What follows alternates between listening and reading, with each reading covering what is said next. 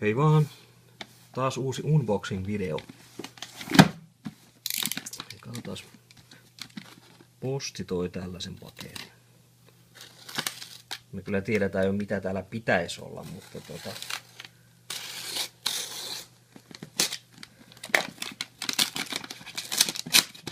paljastetaan se teille.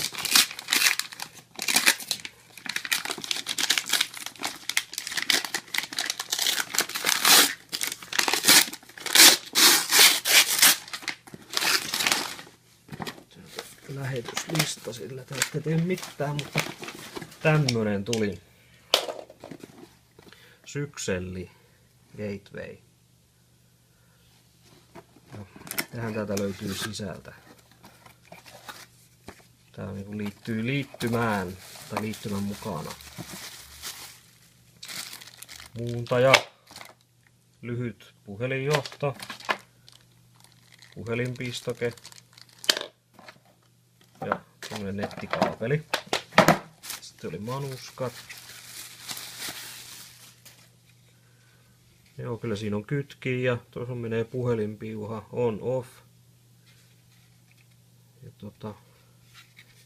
eikö tässä ole antennia sitten? Tässä pitäisi olla VLAN, on täällä jo nappula täällä päällä, mutta tässä ei ole antennia. Eikä täällä ole sille antennille paikkaakaan.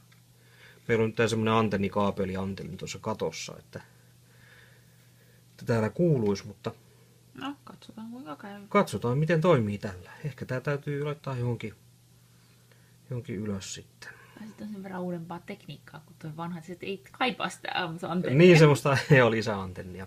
Joo, katsotaan miten tossakin oli. Eikö tossakin pitää olla tämmönen muovi?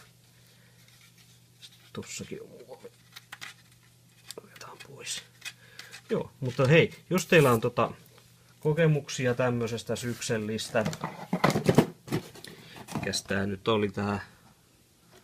Tossa se on se tyyppi, malli P660 HN ja niin edelleen. Niin hyviä ja huonoja puolia, että onko tästä mihinkään.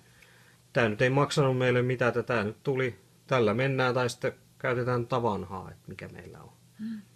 D-linkki oli se vanha, että on ollut vähän semmoista ongelmaa, että jos toinen vaikka uppii niitä YouTube-videoita, niin toinen ei pysty katsomaan Netflixiä sitten samaan aikaan. Että ne on vähän noin tommoset Kiinan paskeet semmosia, että niissä ei oikein se kapasiteetti sitten. Se nyt oli jo vanhakin. Niin. Joo, mutta katsotaan miten tällä menee. Yes. Näin.